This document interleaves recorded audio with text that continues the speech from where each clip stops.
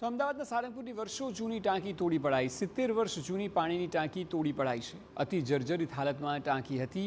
સલામતીના ભાગરૂપે ટાંકીને તોડવામાં આવી છે। થોડા દિવસ પહેલાં ટાંકી તોડવા જેસીબીને ઉપર ચડાવાયું હતું અને ત્યારબાદ આટલા સમયની મહેનત બાદ ફાઇનલી ટાંકી તોડવામાં પ્રશાસનને સફળતા મળી છે। વધુ માહિતી આપી રહ્યા છે સંવાદદાતા સચિન પાટેલ। સચિન, આ ટાંકી દરમિયાન એક વિડીયો પણ વાયરલ થયો હતો કે જેસીબી તેની ઉપર ચડાવવામાં આવ્યું હતું અને ત્યાંથી ટાંકી તોડવાનો પ્રયાસ થઈ રહ્યો હતો અને ફાઇનલી આટલા દિવસોની મહેનત બાદ ટાંકી તોડવામાં એએમસીને સફળતા મળી છે। અક્ષય, કોઈ પણ સ્ટ્રક્ચર હોય, સ્ટ્રક્ચર જ્યારે તોડવાનું હોય છે ત્યારે તોડવા માટે હવે ઘણી બધી ટેકનોલોજીસ આવી ગઈ છે, પરંતુ જે પ્રકારના વિડીયો આપણે ભૂતકાળમાં પણ જોયો છે કે જેમાં જેસીબી મશીન જ ટેન્કની ઉપર ચડાવી દેવામાં આવ્યું હતું।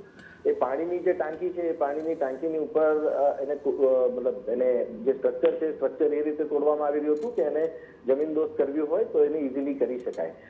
પરંતુ ગઈકાલે રાત્રે જે પ્રકારે એને સ્ટ્રક્ચરને ડિમોલિશ કરવામાં આવ્યું છે, એટલે એ સ્ટ્રક્ચર જે છે એ સેકન્ડ્સમાં જ આપણે જોઈ રહ્યા છીએ કે વિડીયોમાં સામે પણ દેખાય છે કે સેકન્ડ્સમાં જે આખું સ્ટ્રક્ચર છે જમીનદોસ્ત થઈ રહ્યું છે। સ્વાભાવિક આ ખૂબ જૂની ટાંકી છે, લગભગ 70 વર્ષ કે એનાથી પણ વધારે જૂની આ પાણીની ટાંકી છે, પરંતુ જર્જરિત અવસ્થામાં હોવાથી એને ડિમોલિશ કરવાની પણ જરૂર હતી।